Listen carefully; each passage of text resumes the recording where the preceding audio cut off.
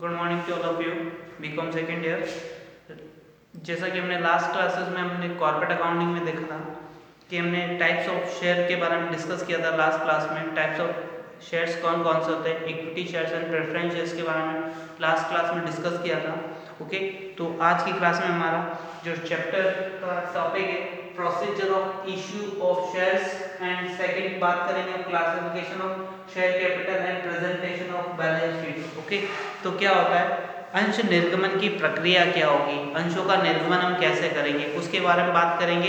इसका प्रोसीजर क्या है उसके बारे में, कंपनी शेयर्स कैसे इशू करती है, और सेकंड जो हमारी कैपिटल होती है वो किस टाइप से प्रेजेंट करेंगे हम बैलेंस शीट में, कितने टाइप्स की कैपिटल होती है उसके बारे में बात करेंगे। ओके, तो कंपनी अपने स्टार्ट होता है तो कंपनी अपने शेयर कैपिटल कैसे इशू करती है उसके बारे में।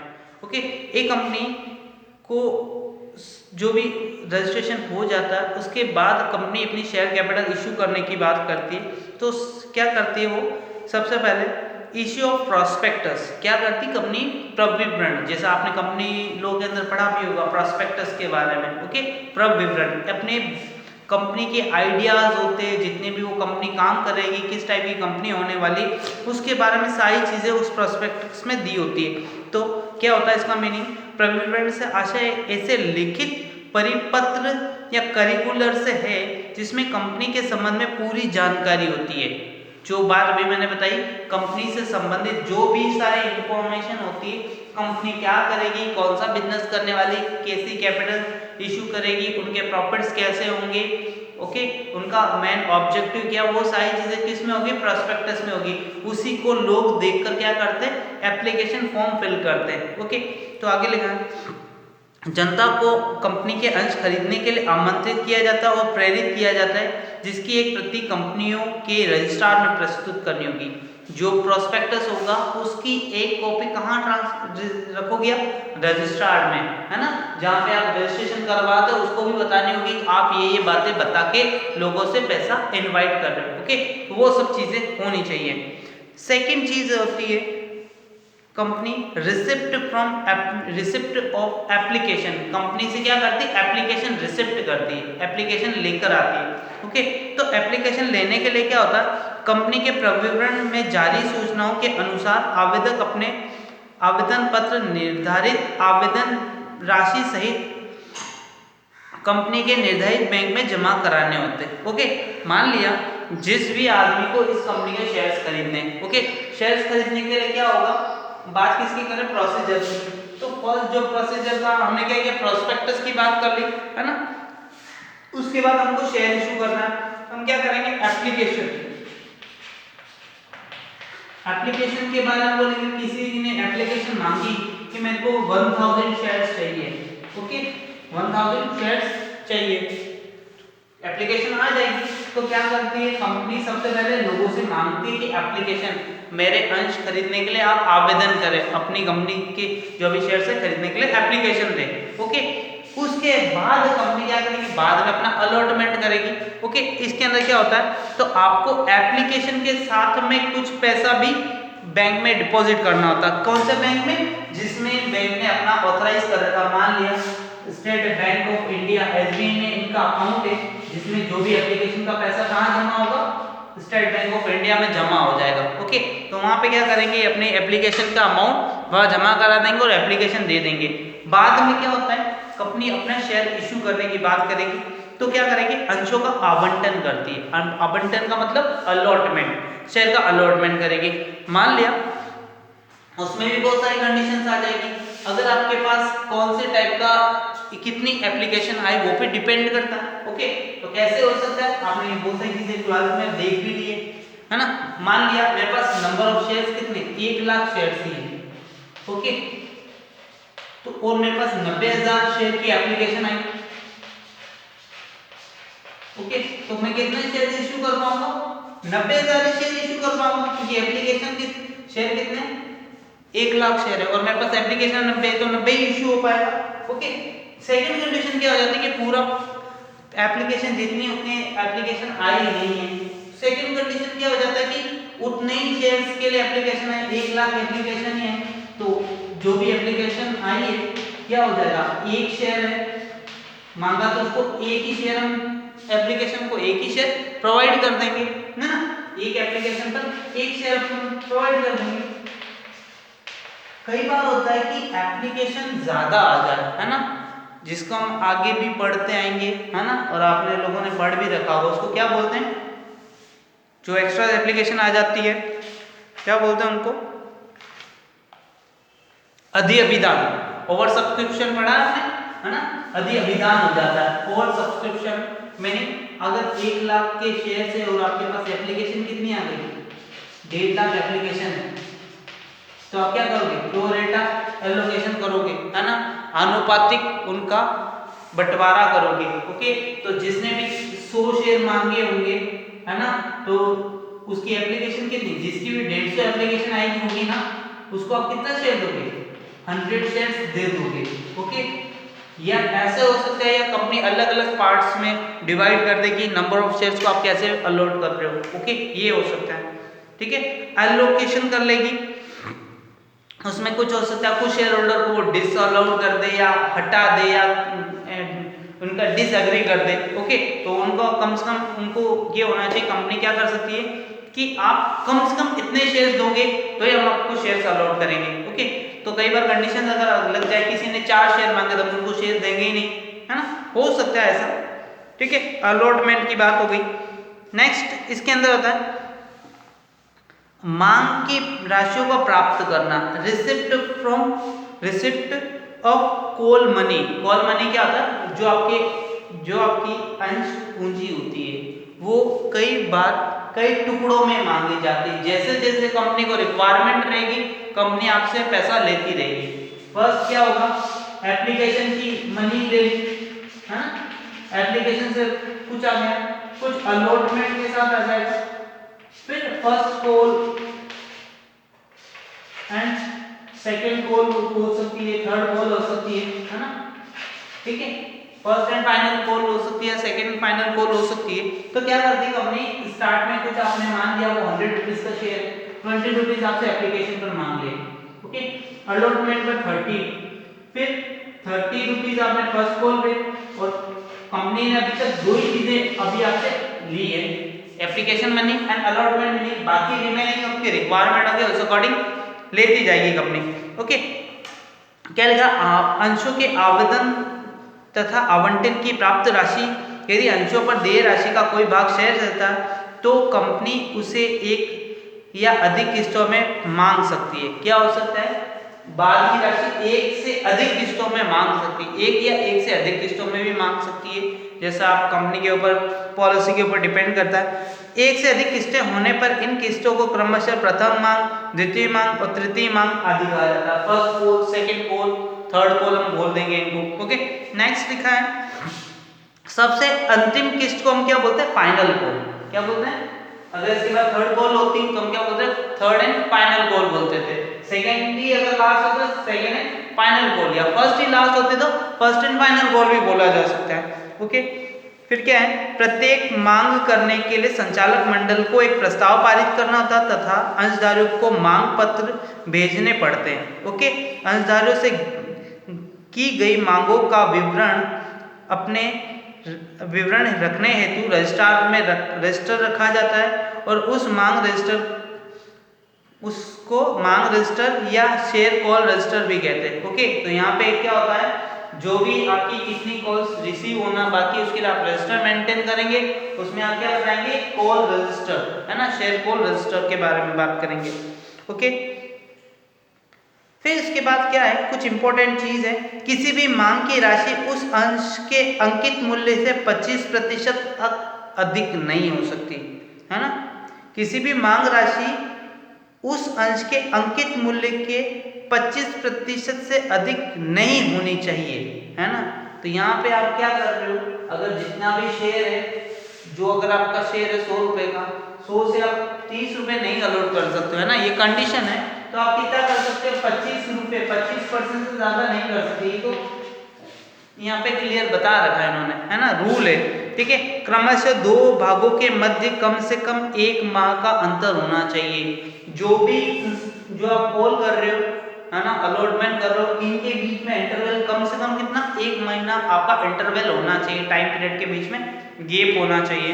ओके, नेक्स्ट है प्रत्येक अंशधारी को मांग पर देय समय तथा भुगतान के सूचना 14 दिन के पूर्व मिलने चाहिए। कितने दिन पहले आपको जो भी अलॉटमेंट ड्यू करनी है तो उसको कम से कम 15 दिन पहले बताना होगा, 14 दिन पहले बताना होगा कि आपको इंस्टॉलमेंट का पेमेंट करना है। ओके, पेमेंट करने की डेट से 15 दिन पहले पता होना चाहिए, 14 दिन 14 डेज बिफोर होना चाहिए जब भी आपको अलॉटमेंट का पेमेंट करना है। ओके, फिर इस तरह से आप क्या कर दोगे, कंपनी का शेयर इश्यू कर दोगे। मांग करने का अधिकार संचालकों को ही होता है, मांग संचालकों को सभा में उचित प्रस्ताव पारित करके ही की जाती है। ओके, यहाँ पे क्या होता है, एनुअल जनरल मीटिंग होती है, उस एनुअल जनरल मीटिंग में क्या करते हैं आप, एक प्रस्ताव पारित कर लाते हैं। ओके, प्रस्ताव पारित होने के बाद क्या करेंगे आप, उसके बारे में डिसाइड करने के लिए कि आप हम कॉल को, हमको रिक्वायरमेंट है फंड की, हम इसलिए फर्स्ट कॉल करेंगे, सेकंड कॉल करेंगे। ओके, नेक्स्ट होता है संचालक को यह मांग कंपनी के अधिकतम हित में करनी चाहिए। ओके, तो यहाँ पे क्या होगा, जो भी कंपनी के लिए बेनिफिट हो रहे हैं तो ही करनी चाहिए ना, कंपनी को ऐसा नहीं कि पैसे की रिक्वायरमेंट नहीं है और लोगों से आप पैसा ले लोगे, तो आपको क्या करना होगा, डिविडेंड देना होगा। डिविडेंड देना होगा तो आपकी अननेसेसरी आपके ऊपर बर्डन आ जाएगा ना।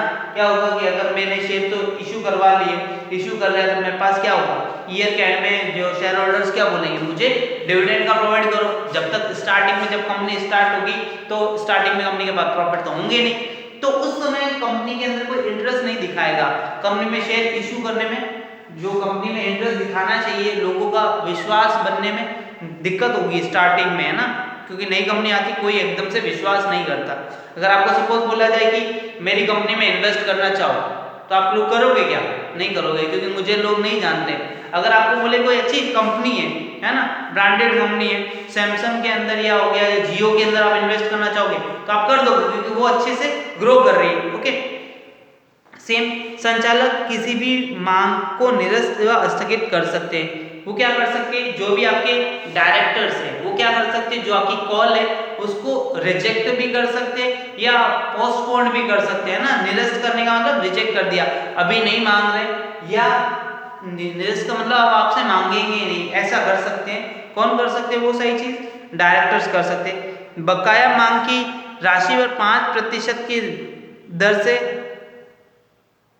5% वार्षिक दर से ब्याज मांगा जा सकता है। ओके, जो कॉल्स इन एरियर है, कॉल्स इन एरियर क्या होता है, मैंने आपसे पैसा मांगा और आपने उस कॉल का पेमेंट नहीं किया, तो क्या होगा, संचालक क्या कर सकते हैं, उस जो मांगी गई अमाउंट आपने पे नहीं की उस पर 5% रेट ऑफ इंटरेस्ट लेने का हकदार है ना। 5% क्या होगा, वार्षिक, यहाँ पे याद रखना 5% वार्षिक ब्याज लेने का अधिकारी होता है। ओके, यह संचालक मंडल इसे पूर्णतः या अंशतः माफ भी कर सकता है। ये संचालक मंडल के ऊपर डिपेंड करता है, जो डायरेक्टर्स हैं उनके ऊपर डिपेंड करता है कि वो पूरा 5% ले या आपका इसकी रिलीफ दे दें। ओके, अग्रिम मांग पर भी 6%, अगर आप कोई एडवांस में पेमेंट कर देते हैं तो आपको कितना इंटरेस्ट मिल सकता है, 6% आपको इंटरेस्ट मिल सकता है, और आपको पे करना होगा, कितना करना होगा, 5। डिफरेंस है दोनों के बीच में, ठीक है, कंफ्यूज नहीं होना। जब तक मांग का तो भुगतान नहीं किया जाता तब तक दोषी सदस्य को मताधिकार नहीं दिया जाएगा। ओके, तो यहाँ पे बात आ गई कि अगर आपने फुल्ली पेमेंट हो गया शेयर होल्डर्स का, अगर आपने फुल्ली पेमेंट कर दिया, उसके बाद क्या होता है, अगर आपने फुल्ली पेमेंट कर दिया उसके बाद भी शेयर होल्डर से आप पैसा मांगते हैं और वो पैसा प्रोवाइड नहीं करता, तो आपको ये राइट, उस शेयर होल्डर को वो राइट नहीं होगा कि वो कंपनी की एनुअल जनरल मीटिंग में अपना वोट डाल सके, है ना। अगर आपके पास प्रैक्टिकल सोचो, मैंने अगर कंपनी के 100 शेयर खरीदे, 100 शेयर्स में से मैंने अभी कुछ शेयर्स के ऊपर पैसा मांगा गया और मैंने किसी भी शेयर पर पैसा नहीं दिया, 2 कॉल, फर्स्ट कॉल और अलॉटमेंट पेमेंट किया, फर्स्ट कॉल का पेमेंट नहीं किया, तो क्या होगा, मैं अपने शेयर्स के ऊपर वोटिंग राइट नहीं रखता जब तक कि पेमेंट नहीं कर दूं। अभी मेरी कंडीशन कौन सी है, कॉल्स इन एरियर वाली कंडीशन, जब मैं पेमेंट कर दूंगा तो मेरे को वोटिंग राइट मिल जाएंगे। ओके, तो ये सारी चीजें। फिर लिखा है देय तिथि के बाद 6 माह के भीतर किसी भी संचालक द्वारा मांग का भुगतान नहीं करने पर उसका पद रिक्त कर दिया जाएगा। देय तिथि के बाद 6 माह के भीतर संचालक द्वारा मांग का भुगतान नहीं करने पर उसका पद रिक्त हो जाएगा। जो भी डायरेक्टर्स होते हैं उनको भी कंपनी के शेयर्स परचेज करने होते हैं। अगर उनको जो शेयर्स दिए वो 6 महीने के भीतर टाइम पीरियड के बीच में जो 6 महीना होता है उस टाइम में अगर वो पैसे का पेमेंट नहीं करेंगे तो क्या करेंगे, उस डायरेक्टर को वहां से हटा सकते हैं, है ना। जो भी डायरेक्टर है कंपनी का उसको हटाया जा सकता है। नेक्स्ट है हस्तांतरक एवं हस्तांतरी की बकाया मांग की राशि का भुगतान नहीं किए जाने पर संचालक अंशों का हस्तांतरण पर प्रतिबंध लगा सकते हैं। ट्रांसफर और ट्रांसफर दो लोग हैं, जो ट्रांसफर कर रहा है जो कंपनी है, दोनों लोग एक दूसरे के ऊपर प्रतिबंध लगा सकते हैं अगर उनका भुगतान नहीं किया गया। मान लिया मेरा शेयर है, मैंने आपको दे दिया और उस शेयर के ऊपर पूरा भुगतान नहीं हुआ तो उसको मैं रोक भी सकता हूँ। ओके, तो मैंने ये सारी चीजें बात करी procedure of issue of shares के बारे में। मेरे अकॉर्डिंग क्लियर हो जाएगा आपको, है ना, क्लियर हो जाएगा आपको, ठीक है। तो कंपनी इश्यू कैसे करती है तो वो सारी चीजें हमने देख ली। दूसरी चीज थी आज की प्रेजेंटेशन ऑफ शेयर्स के बारे में, है ना। तो ये चीज बहुत इंपॉर्टेंट है, प्रेजेंटेशन ऑफ शेयर्स के बारे में, classification of share capital, okay, और बैलेंस शीट में कैसे प्रेजेंट करते हैं। तो आपने सुना होगा ऑथोराइज्ड कैपिटल, है ना, कौन सी, ऑथोराइज्ड कैपिटल या अधिकृत पूंजी, अधिकृत पूंजी, ठीक है, अधिकृत पूंजी भी बोलते हैं। क्या होता है, कंपनी अपने पूरे जीवन काल के अंदर, पूरी लाइफ के अंदर जितनी भी कैपिटल इशू कर सकती है उसके बारे में क्या होगी, वो जितनी भी कैपिटल इशू कर सकती है उसी को हम बोलते हैं ऑथोराइज्ड कैपिटल। क्या बोलते हैं, पूरे अपने जीवन काल में जितनी भी पूंजी इशू कर सकती है उसको बोलते हैं ऑथोराइज्ड कैपिटल या अंकित पूंजी। क्या बोलते हैं, अंकित पूंजी भी बोलते हैं। ये कई बार क्वेश्चन अगर पूछ ले, कहीं भी किसी भी बड़े एग्जाम में पूछा जा सकता है। इसको बोलते हैं नॉमिनल। ये बात याद रखना ना, चीज बहुत इंपॉर्टेंट चीज बता रहा हूं मैं। नॉमिनल कैपिटल किसको बोलते हैं, ऑथराइज्ड कैपिटल को ही, ओके। और एक होता है रजिस्टर्ड कैपिटल, है ना, ठीक है। इसको बोलते हैं पंजीकृत पूंजी। क्या होती है, पंजीकृत पूंजी, जिसमें आप पंजीकृत पूंजी भी क्या होती है, सेम चीज, कंपनी अपने जीवन काल के अंदर, अपनी पूरी लाइफ के अंदर जितना भी पैसा प्रोवाइड करती है वो सारी चीजें क्या होगी, authorised capital. Generally authorised capital word use करते हैं बट इनके अदर दो नेम भी हैं, नॉमिनल कैपिटल और रजिस्टर्ड कैपिटल, अंकित पूंजी और पंजीकृत पूंजी भी बोलते हैं। क्लियर है, ठीक है। फिर होता है इशूड कैपिटल, कंपनी की अधिकृत पूंजी का वह भाग जो जनता को खरीदने के लिए, है ना, हम क्या कर देते हैं, आमंत्रित कर देते हैं। मान लिया आपकी ऑथराइज्ड कैपिटल 10 लाख शेयर है, ओके। कितने शेयर, पूरी अपनी लाइफ में कितना शेयर इशू कर सकती है, ऑथराइज्ड कैपिटल है ना, ऑथराइज्ड कैपिटल दे रखी है 10 लाख और कंपनी ने शेयर इशू कर दिए 2 लाख के शेयर, है ना। तो इशूड शेयर कितनी हो जाएगी, इशूड शेयर कितने, 10 लाख में से इशू कितने किए, अभी 2 लाख की इशू किए जनता के अंदर। आपके पास पूरी लाइफ में आप कितना इशू कर सकते हो, 10 लाख शेयर इशू कर सकते हो, बट क्या कर रहे हो आप, 2 लाख शेयर इशू कर रहे हो, तो बाकी की जब आपको रिक्वायरमेंट के अलावा आप इजीली इशू कर पाओगे, ओके। सेकेंड चीज होती है इशू कैपिटल। थर्ड होती है सब्सक्राइब्ड कैपिटल या प्रार्थिक या अभिदत्त पूंजी। क्या होती है, सब्सक्राइब्ड कैपिटल, ओके। कंपनी की निर्गत पूंजी में से जितनी पूंजी अंशधारियों द्वारा ग्रहण कर ली जाती है या प्रार्थित या अभिदत्त पूंजी बोलते हैं। सब्सक्राइब कैपिटल कौन सी होगी, जिनको अंशधारियों ने क्या किया, आवेदन कर दिया, है ना। मान लो कि मेरे पास सब्सक्राइब कैपिटल कौन सी हो जाएगी, 1